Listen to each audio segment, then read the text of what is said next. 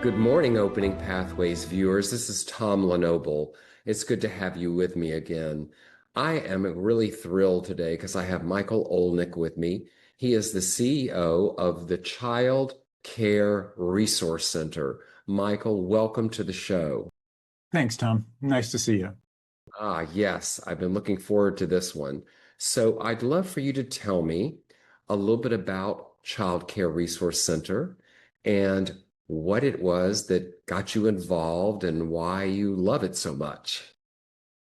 So, the Child Care Resource Center is almost 50 years old. It was established in 1976 as a 501c3, and the purpose was to help parents find childcare. That was the original job of the program.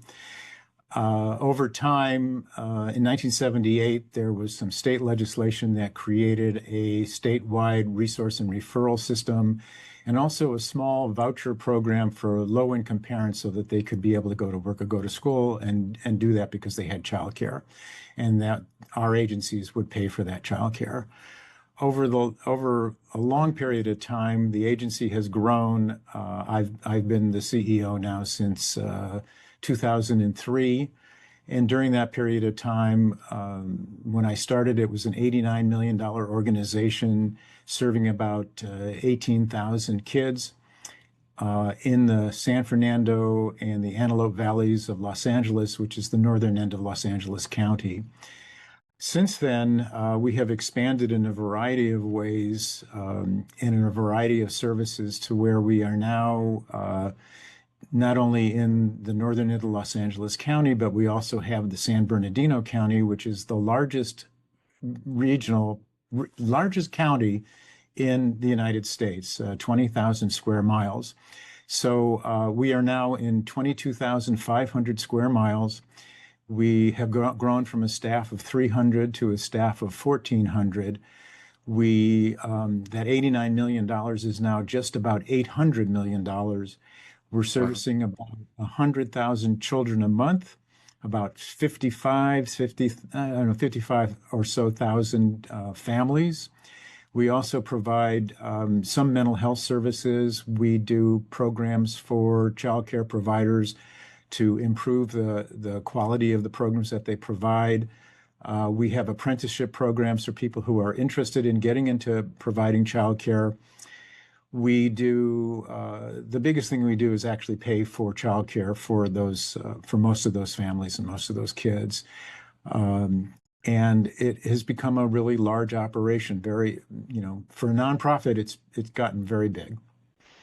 Wow, it sounds like you've had tremendous growth and Yeah. you've been there a while. I'm Yeah. I'm real interested in knowing something.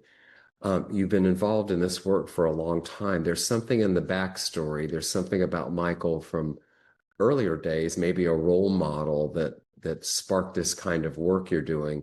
Tell us about that, please. So I like to say that I started in the field when I was about 3 years old. My mother was the director of a program in Cleveland, Ohio. Uh, so we would drive from the west side of Cleveland to the east side of Cleveland to this program that she directed. She was never my teacher, but she directed the entire program. Years later, when I was in about sixth grade, she went back to school and got a master's degree in child development at Case Western University. And we then moved to Chicago in 1967, at which time she got a job teaching in the Chicago Community College system, where she taught child development to people mostly who were in Head Start when it first started.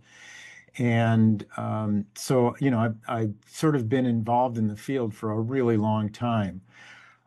Wasn't planning to go into the field. I spent my 70s playing in rock and roll bands, playing the electric violin when it wasn't a popular instrument to play in a band. And at some point between disco and just the lifestyle, I decided that this wasn't a long-term career for me. You know, moving into early childhood was actually a step up in terms of income. I think it's the only place where you can make more money working with young kids than you did playing music. And I I had signed with a music company in Minneapolis. It didn't work out. Came back to Chicago, and I was sort of pretty depressed about what was I going to do next. And my mother said to me, "Well, you always liked kids," because she always made me work with the kids in the summertime, right? And so she said, "Why don't you get a teaching credential, and you could teach and you could play music with the kids?" It seemed like as good a plan as any at that time, and I was able to get a master's degree from the Erickson Institute in Chicago. A 1 year, got the degree in a year. Went to work at a child care program in Hyde Park, Illinois, about 4 blocks from where Barack Obama now lives, Wow. and was there for about 4 years. And at which time I decided that I really wanted to have more influence than just having the influence over 15 kids, and decided to do that. I needed to go back to school and get a PhD. So I got into the developmental psychology program in education at UCLA that had a specialty in policy and how to translate research into policy. And 5 years later, I got the PhD, and there were no jobs out there. So I went into business for myself. I did a lot of evaluation work for the city of LA, counties, and a program that was with the community colleges that had money to provide training for foster parents. And I became the liaison between the LA Department of Children and Family Services and 22 community colleges in Los Angeles. Ended up being there for 14 years. And during that time, I was on the board of the directors of CCRC, Child Care Resource Center. And when the executive director decided to retire, they recruited me to come and work for CCRC as their new executive director. Amazing. So this all started some with your mother, it sounds like. I Yep. hear that Yeah. a lot. Yeah. That's how, Yeah. And or, my father was a professional musician. He was a composer. And so I had both of those influences that I was I trying hear to, that. Yeah. yeah. Yeah. The instruments from one and the music and this Yep. work from the other. So tell me this, what personal values have guided you from the start, Michael? I grew up in the 60s, was involved a lot in social justice issues during that period of time, and ended up with an undergraduate degree in philosophy. Uh, and there are a lot of jobs for philosophers, right? And I kind of came to this sort of existential crisis about what did I want to do with my life. And I decided that you couldn't do anything better than trying to help people, and whether that was through the music career um, or through, just social service. And so basically, helping people has been sort of the calling, and that's, which sits me right in line with my family's politics and all that, which was really try to leave the world a better place. It's and every year has been different, but it's been a challenge the entire time. But I would say that's the basic value. And what I tell staff is, we're here to help people. We're here to make their lives better. And if that's not what you want to do, then the door is over there. There you go. Yeah. So tell me a little bit. I'm curious if you look at all that's happened, if you went back from those early days to now, would you change anything or would you do it exactly the same? You know, um, I tell people, if you want a job like mine, get an MBA. I don't regret doing the PhD. But I learned a lot of stuff in terms of managing and leadership and all that through experience. And it's a hard way to learn some of those lessons. I don't regret having done it that way, but I have a son who just got his MBA about a year and a half ago, and it's like a lot of the things that took me years to understand and to learn. If I'd have gone through an MBA program in 2 years, I probably would have learned that a lot sooner. So, but I can't say that I regret anything that I've done. Yeah. This is a great segue. I'd love to know, and I know the viewers would, about your leadership style. Tell us about your leadership style. So, my leadership style. So I would say that I'm really honest and transparent with staff. I give them the good news, I give them the bad news. I really believe in making sure that I've taken care of my staff. And one of the nice things about having grown as large as we are, we pay really good salaries for a nonprofit. We have really good benefit programs. When I started, we didn't have a retirement program. Now we do. We match people's own contributions, but we also contribute to their retirement. We're paying about 90% of their health care benefits, and we even have one health program for our younger folks that who don't use a lot of health care where they don't pay anything at all. And I figure that if we're expecting our staff to take care of people in the community, we have to take care of them. And so I make sure that staff know that. I do a lot of communications with staff to let them know where things are at. I think during COVID, I must have recorded about 32 video messages because that's the only way you can get to that many people. And they were really appreciative of the fact that I kept them informed in terms of what was going on. So it's a pretty open style. I'm not an autocrat. I have an executive team that I really use to come up with what's the best way to do things. I like to hire really good people. I don't like to micromanage. Once they really understand the business, I feel like I hired them because they're the best and that they know what to do.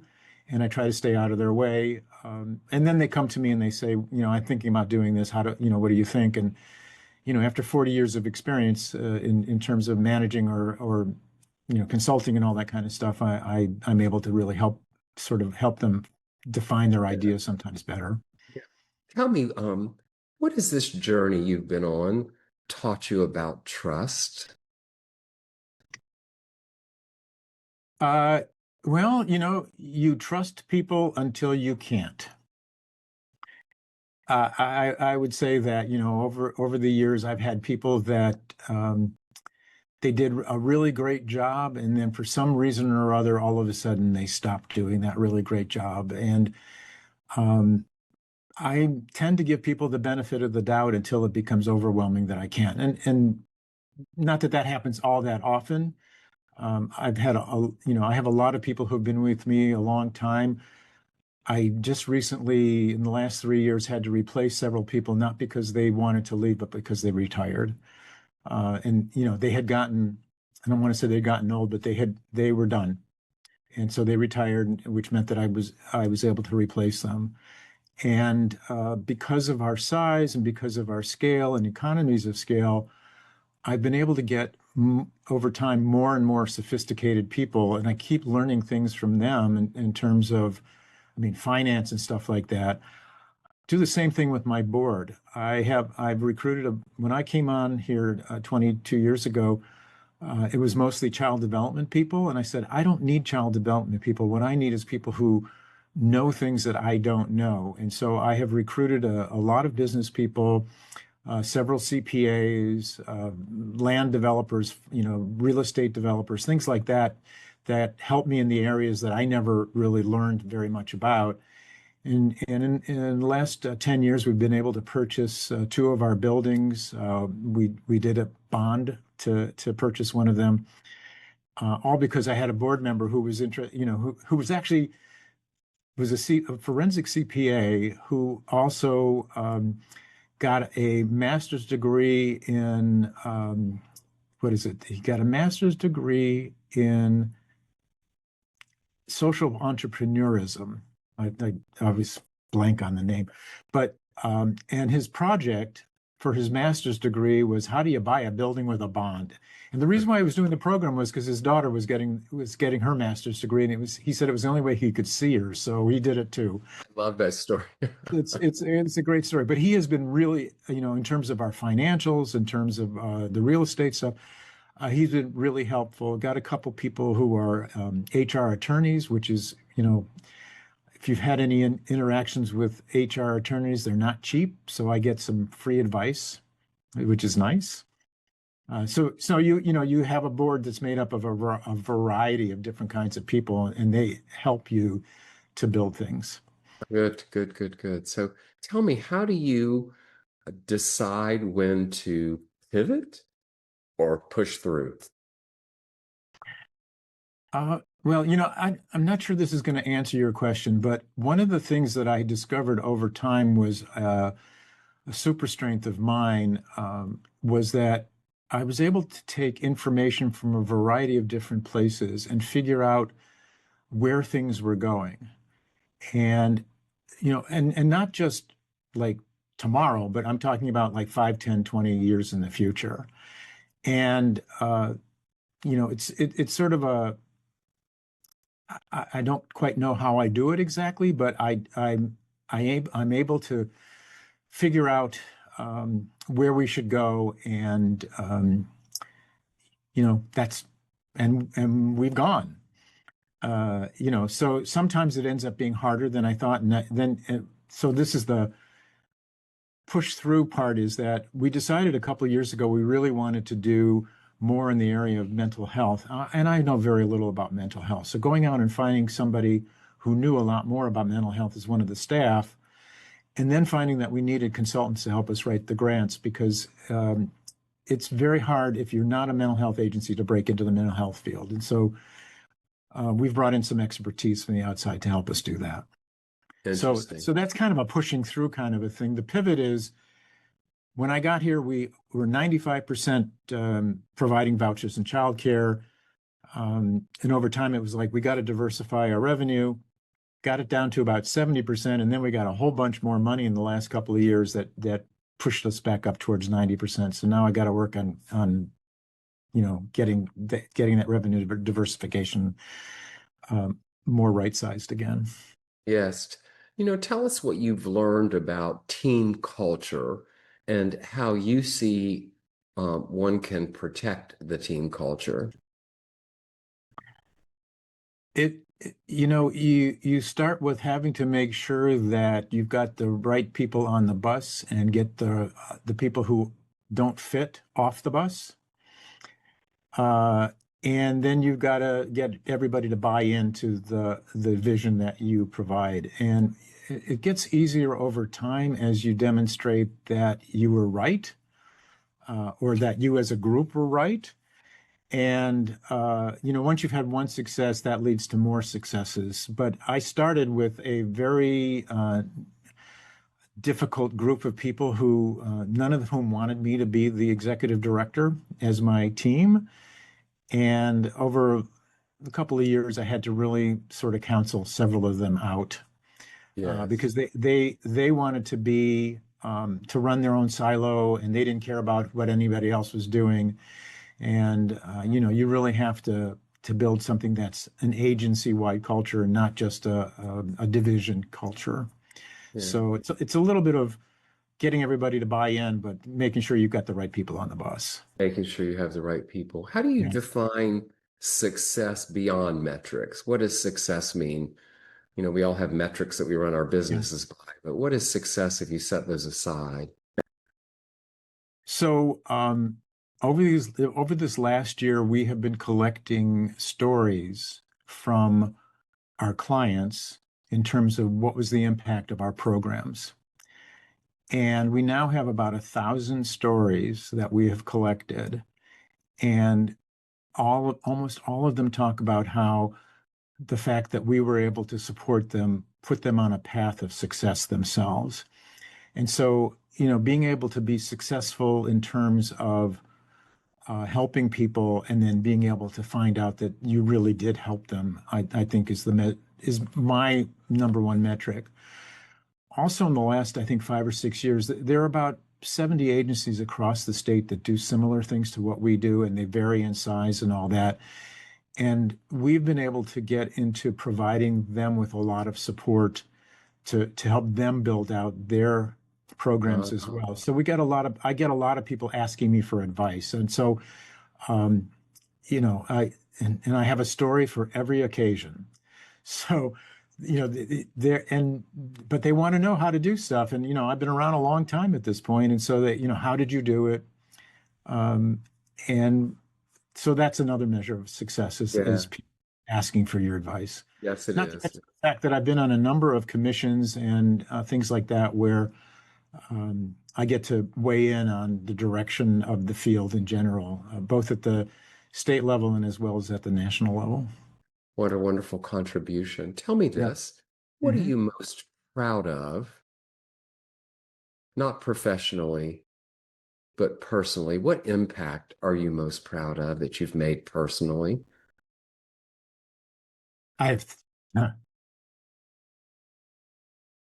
you hit my emotional button there. Um, I have three kids, and they're all great, Good.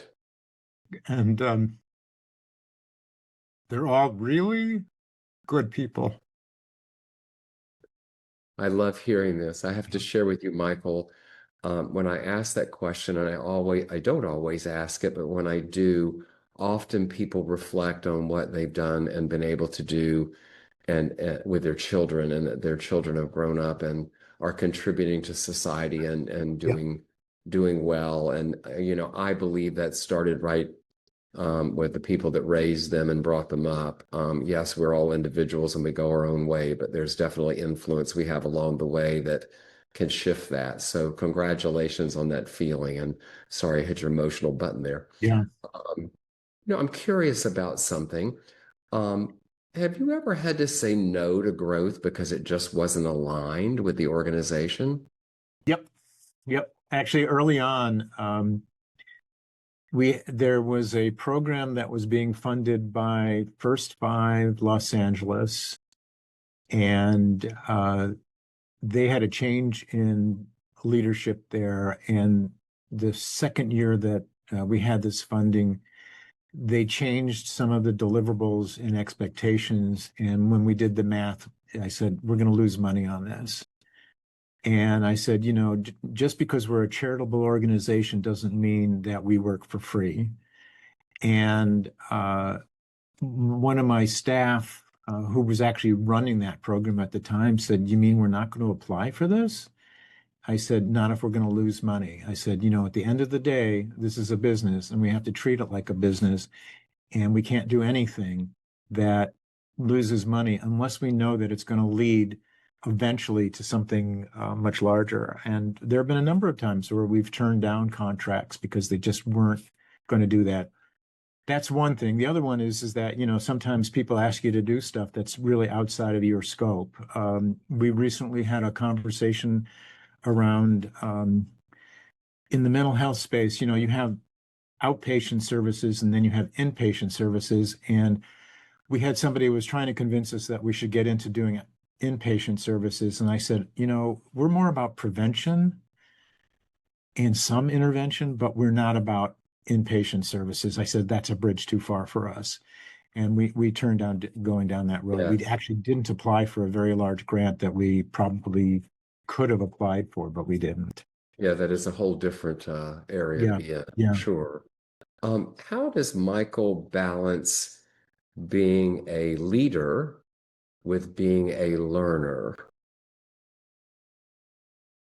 Uh, I read a lot. I have a natural curiosity, so I'm always trying to think about what's outside of my particular realm of expertise that might influence what I'm doing. So, read a lot. I think more and more we watch, video things and things like that. And although I have to say that now I'm getting to the point in my life where I'm like, I'm not so sure there's much more I can absorb. So it's got me a little bit nervous about staying on top of everything. Yes.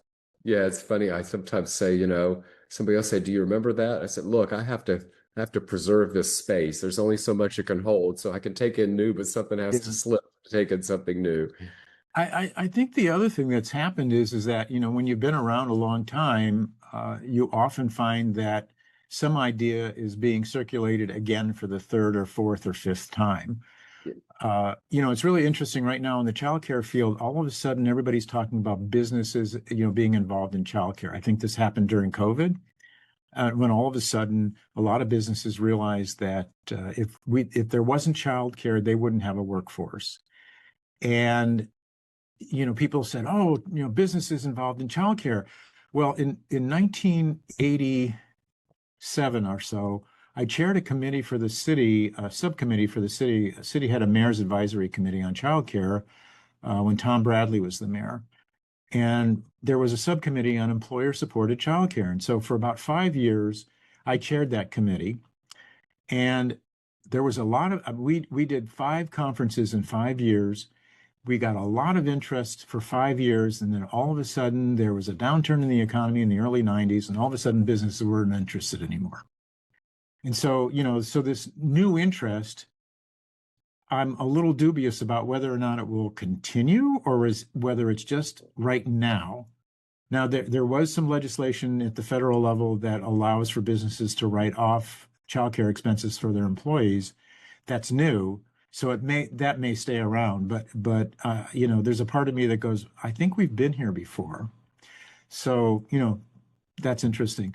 The other one that's really interesting is that in 1990, a group of us who were involved in child welfare wrote a paper called From Child Welfare to Child Well-Being. Okay, 1990. Okay, so that's 35 years ago.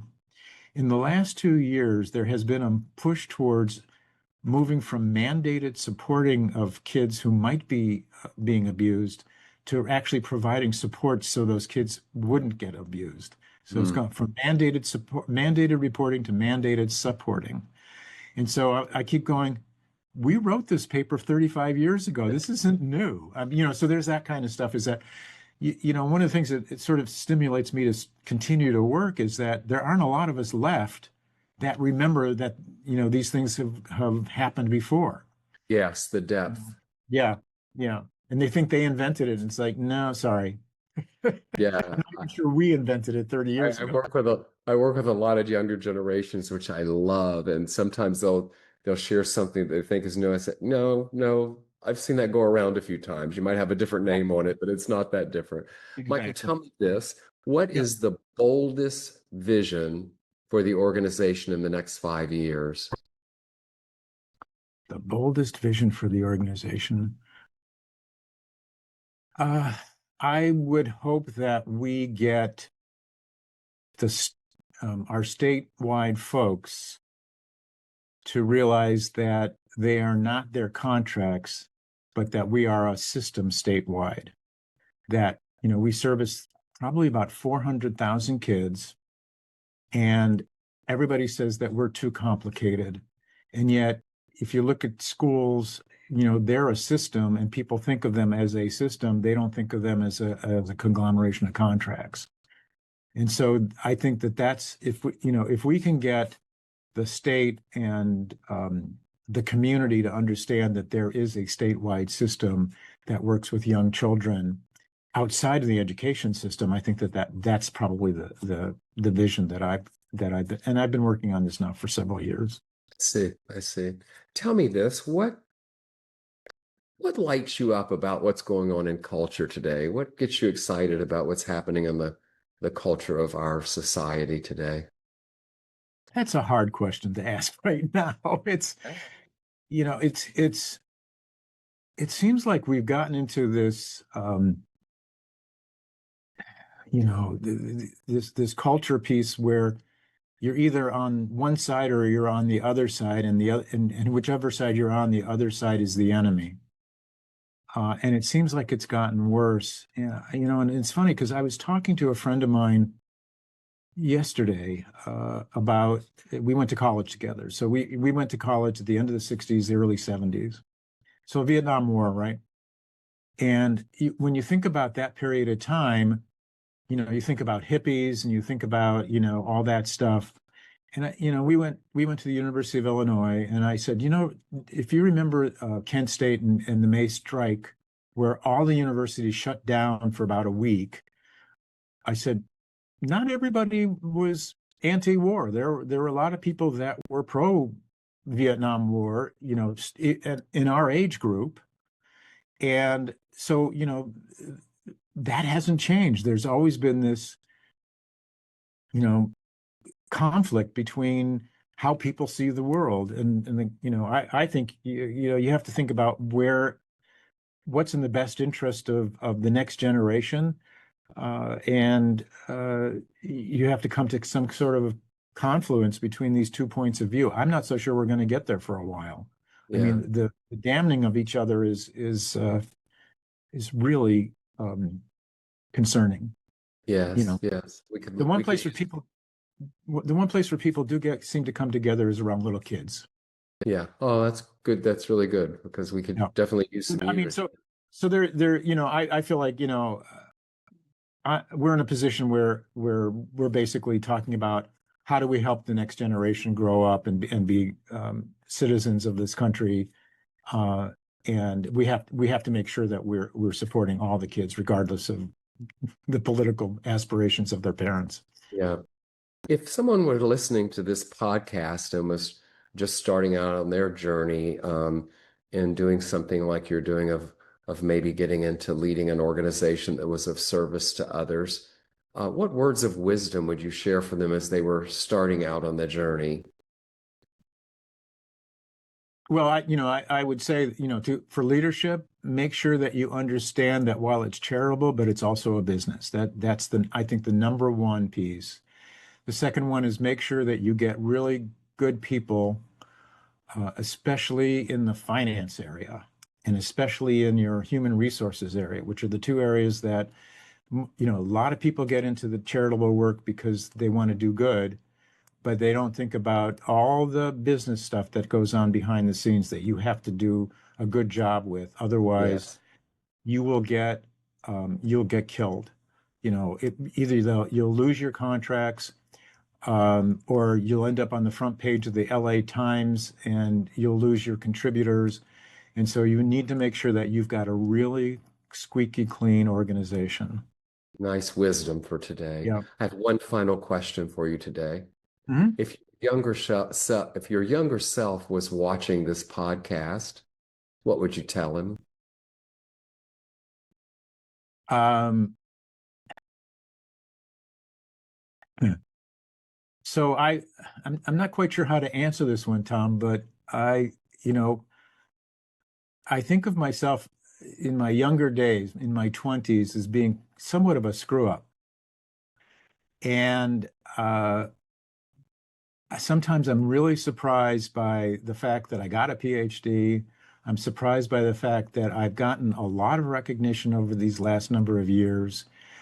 The fact that I've got um, there's a scholarship program in my name for people who are getting a master's degree in child development in our local university that my board and our bank is funding. Um, so I guess the message back to my younger self would be, it's not as bad as you think it is. Yeah.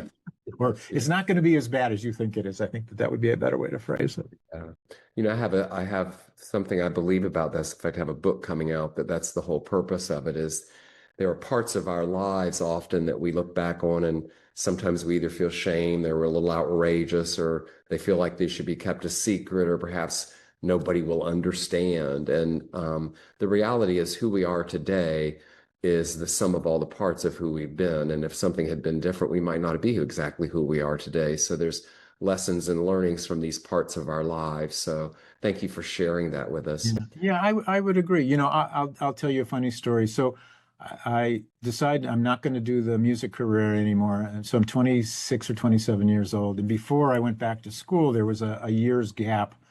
I went to work at a driving school. I was going to be a driving instructor just to make some money. And over the course of that year, these older guys taught me the business. And at the end of that year, they offered me to manage my own school. They wanted me to move to Detroit, manage my own school. And in 1976, no, 1977, they offered me to a starting salary of $50,000 a year plus some percentage of the take of that school. Now, I don't know what $50,000 would be today, but for somebody who's like A lot 26, more. a lot more. And I was broke. And I really debated over whether or not I should take this job or not. I was at a crossroads in terms of, do I go in this direction or do I go in this direction of, of social justice, if you will, and then the fact that I would probably take me years to get to making $50,000 a year. And I eventually said, you know what?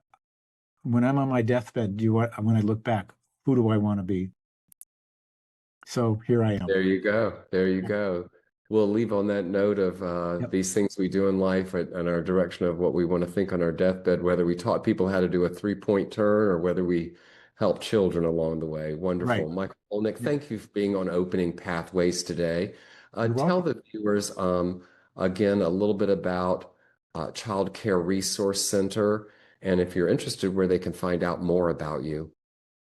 So, Child Care Resource Center is a large nonprofit that services children and families and tries to change communities through that. Through that, we offer a variety of different kinds of programs, everything from child care to food programs to mental health programs. So a multi-service agency.